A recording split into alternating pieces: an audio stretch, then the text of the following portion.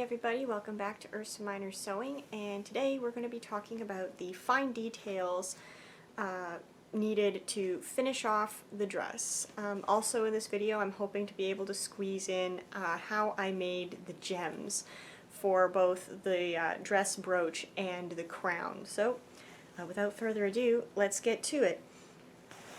So the first thing let's talk about here is this gold filigree on the bodice. You'll notice, I'll get right up close there, there's an outline going all the way around the filigree. Now I talked in a previous video of the filigree is made from fabric and heat and bond that I had traced a design out, and you can go back and have a look at that video. But the detail that is around the edge here is just a simple chain stitch. If you don't want to be bothered with doing a hand stitching job, what you can do is before you put the bodice together, you can put the filigree on the bodice and then, machine stitch around this, just like I did around the hem of the dress, where all the filigrees are down there. So that's just a simple hand chain stitch. Along the collar, you'll notice the white edging.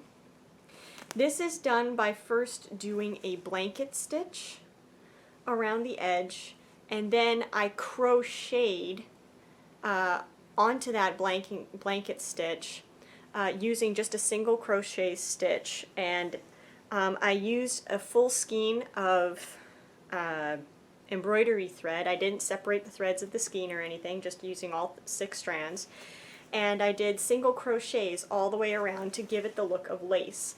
If you don't want to be bothered with that, you can most certainly go out and try to find yourself a really skinny scalloped lace, or even just plain white ribbon too. And I would recommend hand stitching, doing hand stitching. Like this, you really can't get away from doing a hand stitching job. This is an incredibly delicate job, and I don't think doing a sewing machine would be a good idea, but you can give it a try and tell me how it worked out for you. But that's how you take care of that. Next part we'll talk about here is the brooch. Now, with the brooch, how I attached it was I used fabric glue, and you're going to want to find one that's for adhering gems and rhinestones and sequins. You don't want to do one that's fabric and fabric, otherwise it's not going to grab and hold it. And then around the edge I did a beading peyote stitch. Give you a little look. All the way around. And this is one that has a gradual reduction as it goes up the side. So, and then just to make sure that the gem would stay put, because this one wasn't staying put very well for me, I put a couple dabs of crazy glue just throughout the band here to make sure that it would stay put. The downside to attaching this directly to the dress, though, is that I'm pretty sure I rendered this dress pretty much uncleanable unless I did spot cleaning. I'm not quite sure about the heat resistance of the resin, but I'm pretty sure that if it got exposed to any amount of heat, it would melt and destroy the dress. So, in hindsight, I probably should have turned that into a brooch.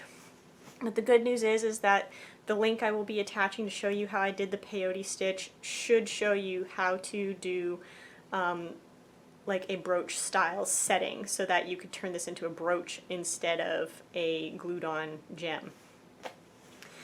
Last but not least, what you need to do, and I'm not sure if I addressed this in my lining video, but you need to do the same thing for your hem band that you did for the lining, which is you have to go in and hand stitch down all of this.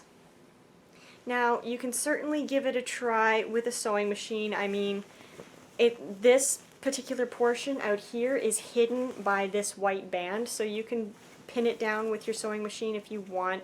I did it by hand. I actually prefer the look of it because I did it by hand. But this I did just using a simple whip stitch with a thread that is the same color as the magenta satin. Okay, so there's the fine details.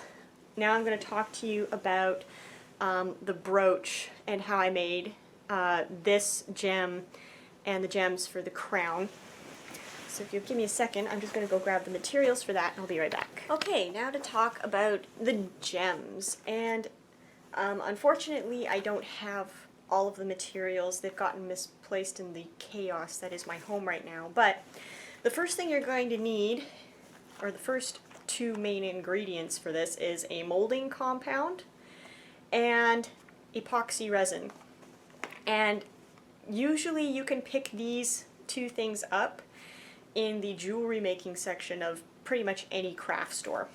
The molding compound I used is a quick set alginate style compound. It's pretty much the same stuff that the dentist uses to make moldings of your teeth. Pro to this, it's quick. So if you're in a hurry, yeah, you can pretty much mold anything up within 24 hours using this. The bad news is it's quick set. So pretty much within minutes of you mixing this, it starts to congeal. So whatever you're going to mold, you have to press into it. And what I used to make the mold was some styrofoam eggs. You can all, because it was the closest thing to a oval that I could find. But if you want to go through the trouble of actually attempting to sculpt something and using silicone resin, be my guest. Let me know how it turned out. The epoxy, you're going to want a 2-part epoxy, and I used about about a half of each to make the brooch plus the 4 gems that were on the crown. Now this epoxy, when it sets kind of yellowish, so you're going to need to do a lot of painting to get it done. And what I used to do the painting, once it was set, this stuff needs 24 hours to set. You're going to need some enamel paint. I've got some magenta and some ultramarine here. Now this says that you need to bake it to set it, but I found that if I let it sit for, well, it says let dry for 4 days, then bake for 30 minutes. But I just let it dry for 5 days, and then I spray painted it with glossy, a glossy finish, or a glossy enamel finish. Same way that I did my shoes. It's just instead of using a matte, I used a gloss. But this isn't going to do it. This is what I used to do the convex surface of the gem. On the very back of it, I painted the back using several different shades of nail polish. Then, once that had dried completely, I covered it with a piece of tinfoil, shiny side down, so that it would project the color of the nail polish forward. So you can't tell that the enamel paint doesn't completely cover this surface because of the paint that I put on the back. Okay? And it also gives it that nice iridescent look that we want our gem to give us, okay? Yeah, that's about it. A couple tips on doing the molding process. Don't use a container that you like. So if you're going to store food, if you store food in a container, don't use it. My recommendation is after you're finished using your sour cream, keep the container and then just throw it out with the mold. The other thing that I'm going to tell you about this alginate stuff is that as it is exposed to the air, because it is primarily water, it starts to evaporate and shrink. So don't be surprised if the next day when you go to pull your completely set gems out of the mold, they've started to pop up out of the mold a little bit because the mold has begun to shrink. Sorry, that's not a bad thing. The other thing is because the alginate mold compound is really wet, it's going to transfer some of itself into your resin. So don't be surprised if when you pull the resin out of the mold, it's a little cloudy on the surface. But that's not to worry about. You just give it a quick sand, paint it, and then spray it again with the acrylic gloss, and nobody will be the wiser. You'll be the only person who knows. So yeah, that's it for the fine details and the gems. I hope this video was informative. I will put as many links as I can in the description box below. including videos from Commander Holly, who's the person I learned from her videos how to do the molding process, and as many of the stitching videos as I can find.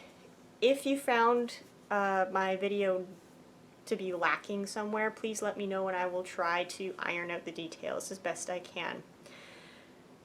Anyway, until next time guys, happy sewing!